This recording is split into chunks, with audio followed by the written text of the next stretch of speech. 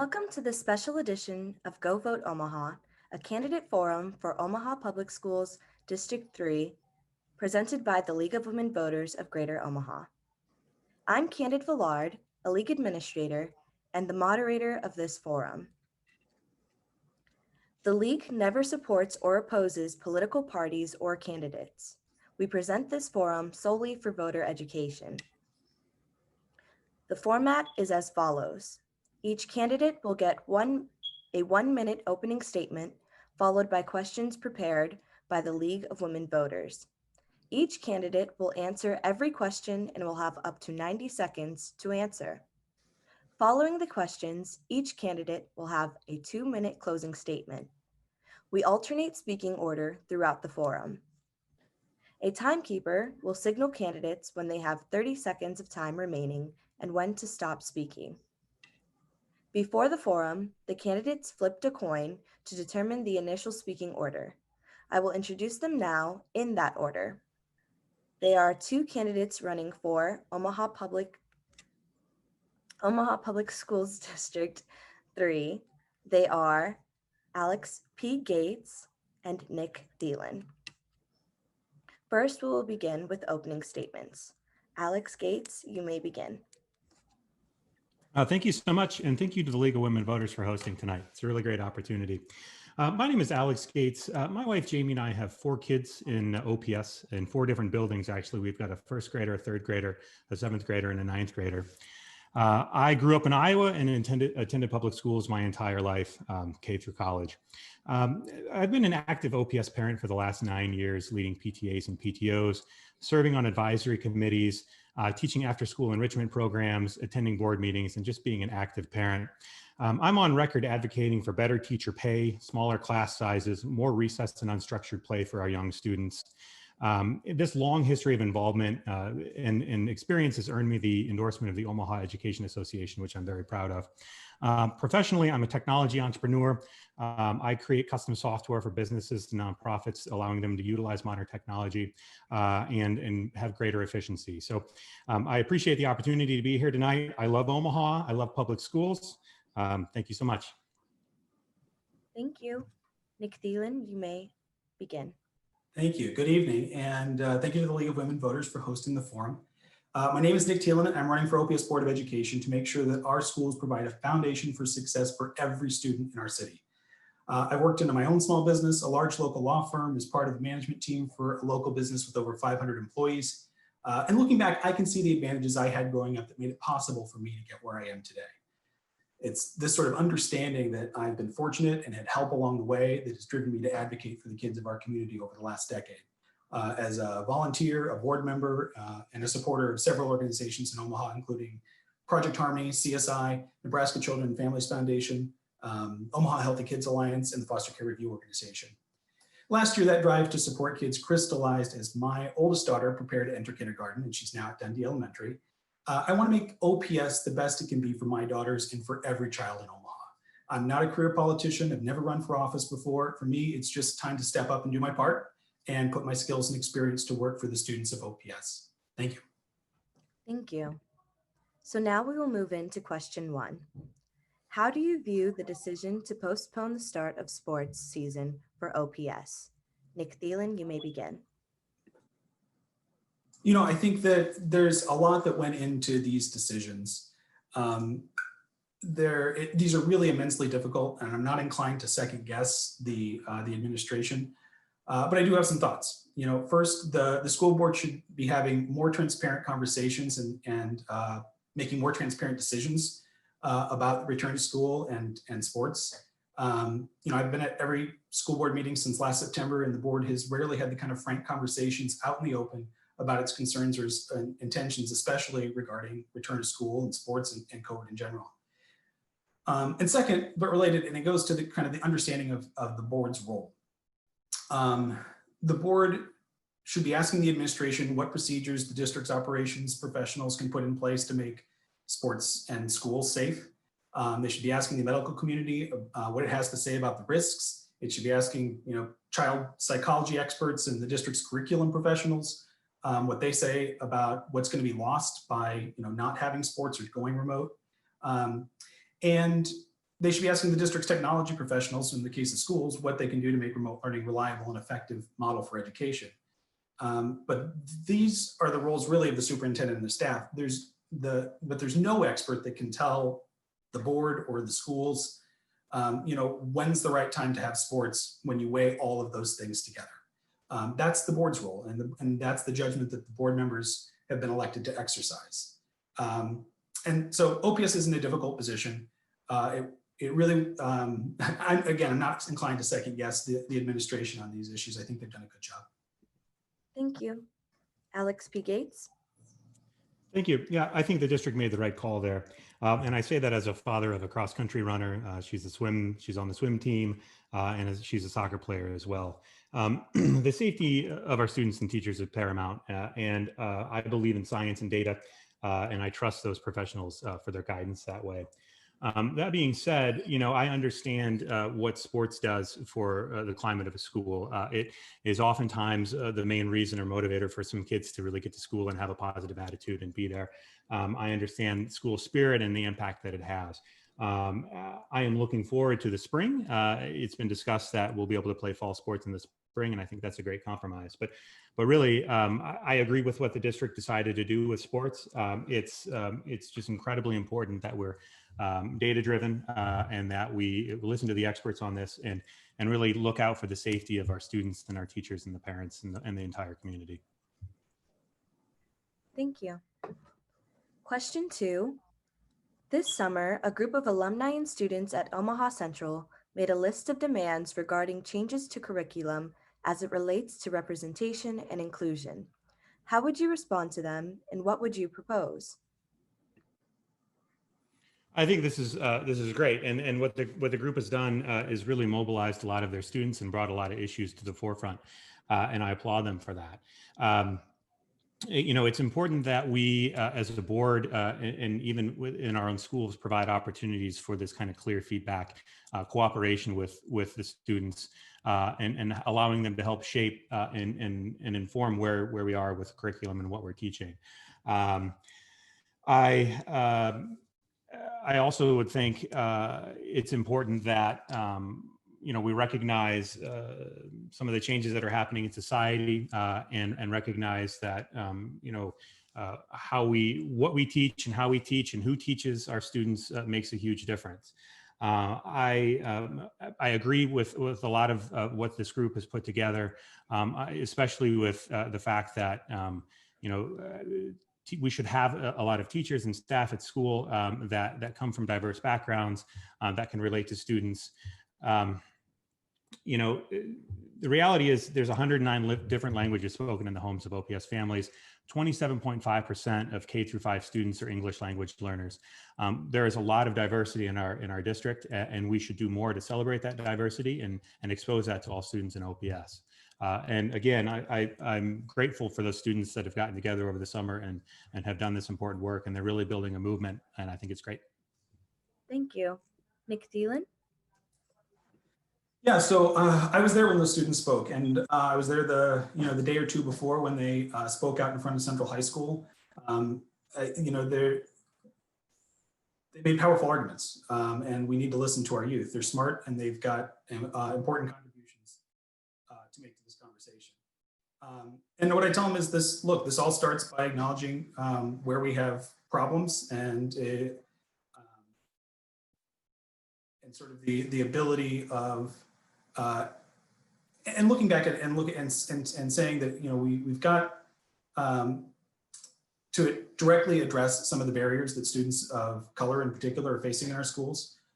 We need more Black teachers and counselors. We need, as the State Board of Education has already begun to do, we need to take a serious look at curriculum to ensure that we're accurately telling the history of our country and our community, its triumphs and its failures. We need to make sure that we aren't excluding the contributions of people of color simply because their contributions have been forgotten or ignored, sometimes because of blatant racism. And we need to make sure that people of color that have lived experience with these issues are at the table to help make these decisions. But I reached out to these kids. They like I said, they were making powerful arguments and doing smart advocacy. And I'd certainly welcome their voice as we move forward. Thank you. Question 3. Safety is an issue in our schools, but some suggest that the presence of police officers in schools leads to criminalization of student behavior and targets students of color. Do you agree or disagree, and what would you do about it? The first candidate to begin this would be Nick Thielen. There's a lot to it. First of all, the general point is we need to have a learning community where everyone can focus on the common goal of helping students learn and grow, right? And that starts with reasonable workloads for teachers and class sizes that allow mutual respect between teachers and students.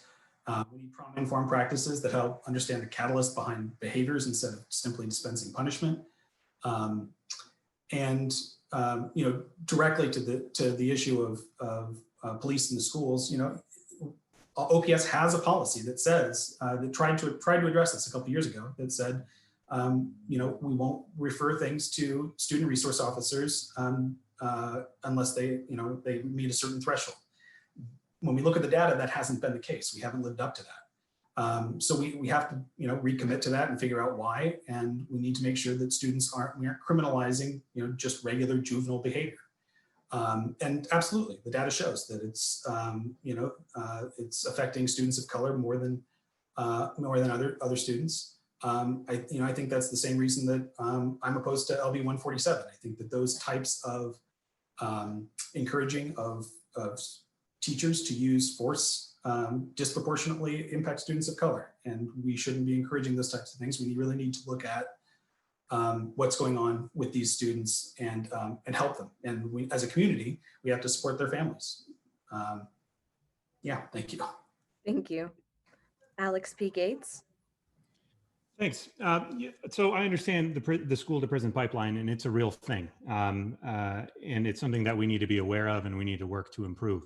That being said, I've spoken to a lot of principals in OPS and at high school levels, and all of them have spoken very fondly about their SROs. Now, I understand not all SROs are the same, but they've spoken very fondly about what role they serve. And the reality is, it's not like the SROs are just kind of standing around being scary armed police officers with weapons. I mean, they're providing mental health resources, they're providing camaraderie, they're providing a connection to some students that sometimes administrators or teachers aren't able to make. I would say that until, before we can say, look, let's get rid of SROs in our buildings, we need to be sure that we have the proper mental health. We need to make sure that we have all sorts of guidance resources for students to fill kind of those roles that these SROs are filling now. But like I said, we need to make sure that we find the right people for this job. And this is an opportunity for students to find and make deep, good connections with people who come from a law enforcement background. But it's really paramount to find the right folks to do this.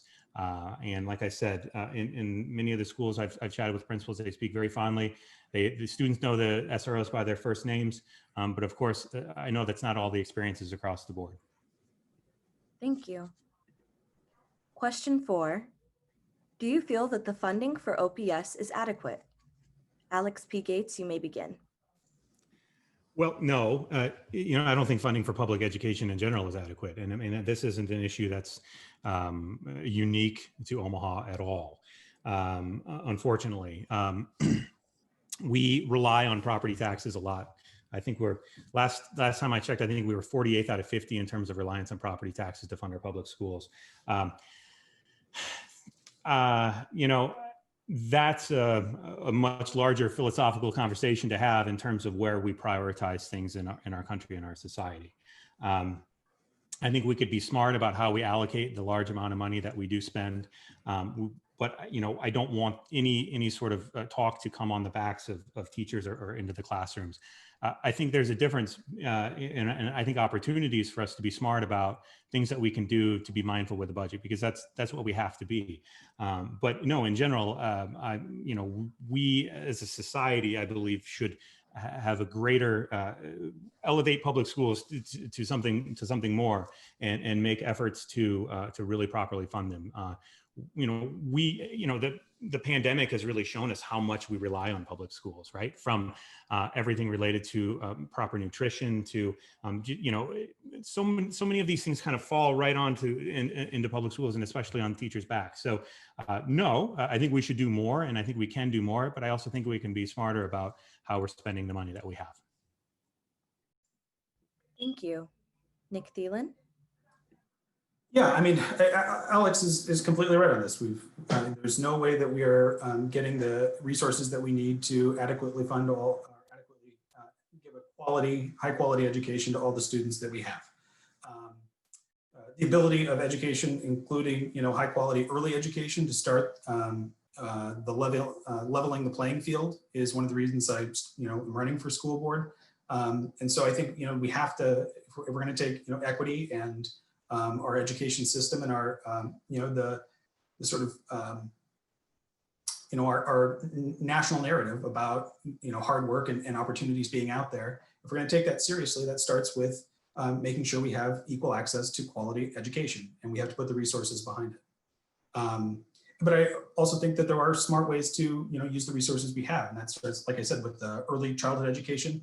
Has lifelong, the research shows it has lifelong effects, including academic effects going right into first grade. And third grade reading levels all the way to less likelihood of being involved with the criminal justice system at age 17. We also should be just looking at research-based practices to make sure that we're doing the most with the money that we have, and that we're getting the best methods and curriculum for the students. And getting the most we can of our resources. So that's how Mississippi has, consistently shown top gains in national assessment scores for reading and math over the last decade. While most other states have stagnated. They looked at research-based practices. Thank you. Moving on to question 5. For the families in your district, what do you think are the top 2 issues? Nick Thielen, you may begin. The top issue always is educational outcomes. OPS has exceptional educational opportunities. Every year we have national merit finalists and scholarship winners and people that go off to prestigious colleges and that do really great things. But it's clear that not every student is able to thrive in their education. On our state report card, I think it was 30% of students were only 30% of students were proficient in math, 33% in language arts, 43% in science. So we have room for improvement on educational outcomes, and that's what I think parents are always going to be the most concerned with.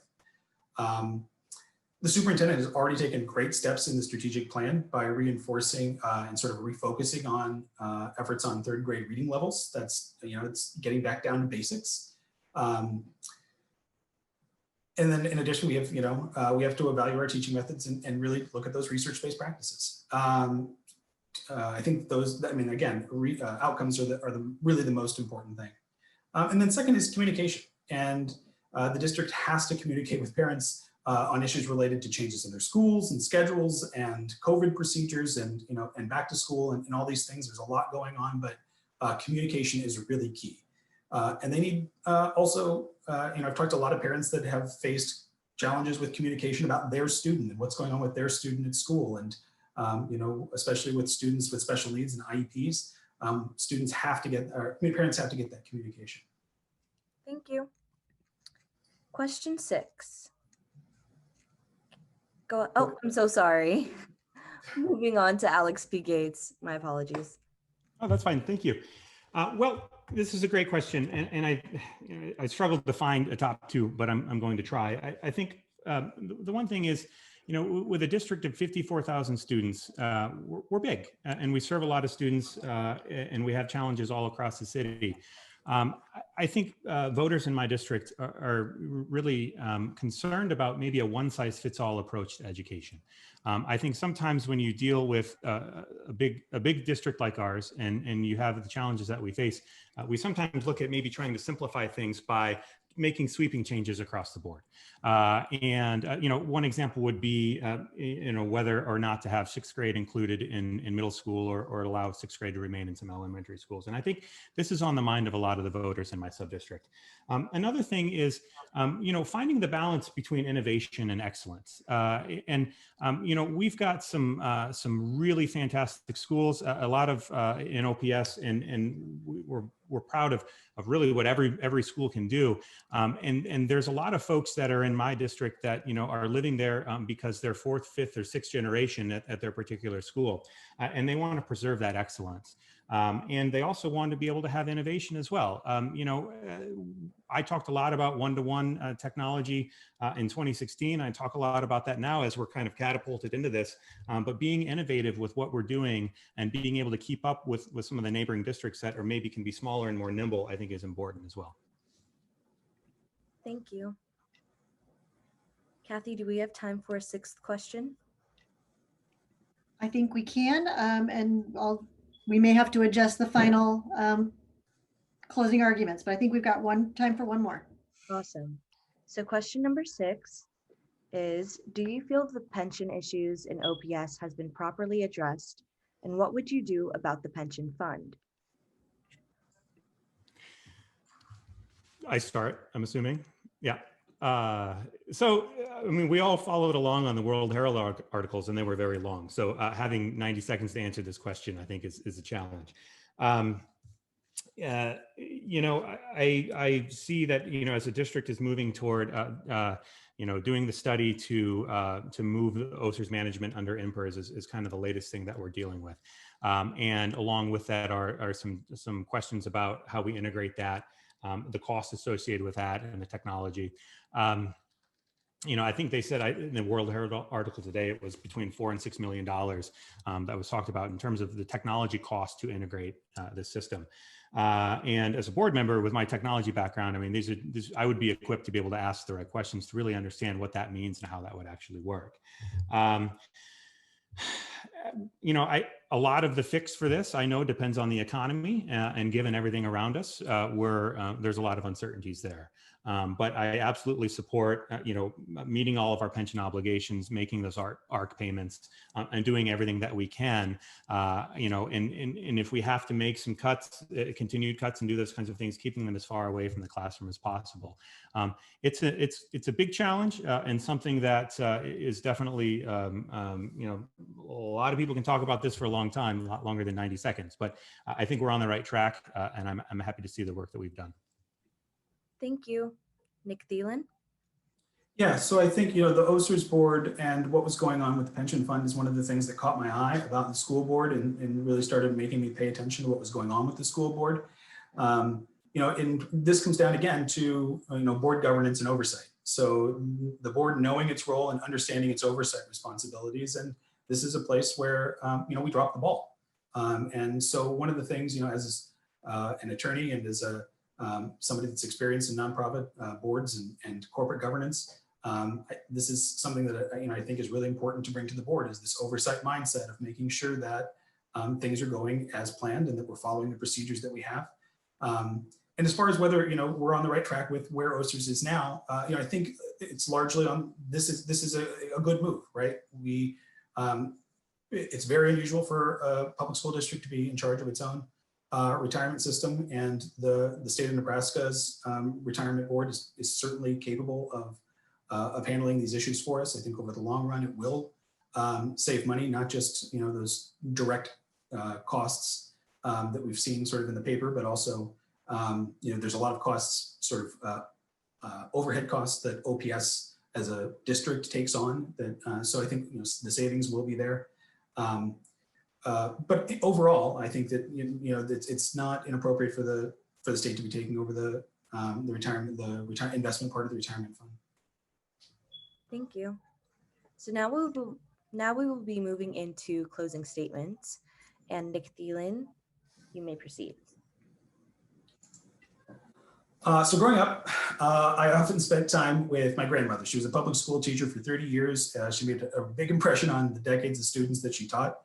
she also made a big impression on me. So she encouraged me to read, to do well in school, and ultimately to follow in her footsteps as the second person in her family after her to graduate from college.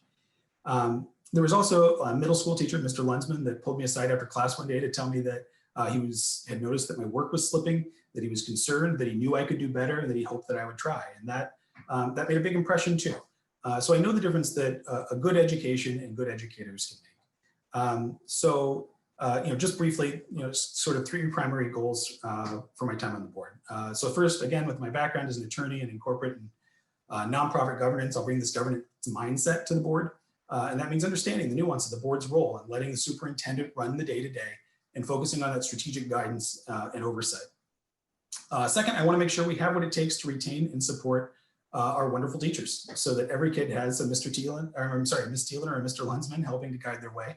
And third, I want OPS to make smart investments for our children and our community. And that means, again, early childhood education programs that'll pay dividends for life. It means career readiness programs that provide marketable skills to students that want to start their career right after graduating. And it means recognizing the hurdles that kids face outside the classroom that keep them from showing up or focusing on their work while they're in the classroom. So an excellent, relevant education is the promise that we've made through our public education system. And I want to make sure our Board of Education has the tools it needs and the leadership our students deserve to live up to that promise. Thank you. Alex P. Gates. Thank you. And thanks again for this opportunity. Look, I'm a PTA dad and I'm not a politician. I'm deeply invested in OPS. I think voters in Subdistrict 3 deserve to be represented by somebody whose kids sit next to them in the lunchroom, who maybe had a kid get passed by at a bus stop, who knows what it's like if there's a low lunch account balance. I'm familiar with INSCAS testing and MAP testing and parent-teacher conferences. And as a parent of students in all levels of OPS, elementary, middle school, and high school, I get all the texts, I get all the emails. I've been involved for a long, long time. And so I'm really looking forward to the opportunity to take my experience as an involved parent to the board. But in addition to that, given what we're dealing with now, my background in technology, I think will provide tremendous asset to the board as we evaluate technology for our return to school, how we utilize this investment that we've made with the iPads, and now that we are a one-to-one district, how we continue with that. So really bringing that to the board in my technology background, I think, I think it's a silver lining to everything that's going on. I really think I can help make a difference. Now, this isn't about politics for me. It's not a stepping stone to higher office. I'm not doing this to hobnob and Lincoln. I'm not doing this to hand out checks from special interests for political favors. That's not what I'm about. I'm about taking my experience as an active parent and a technology entrepreneur and doing my best to help the board.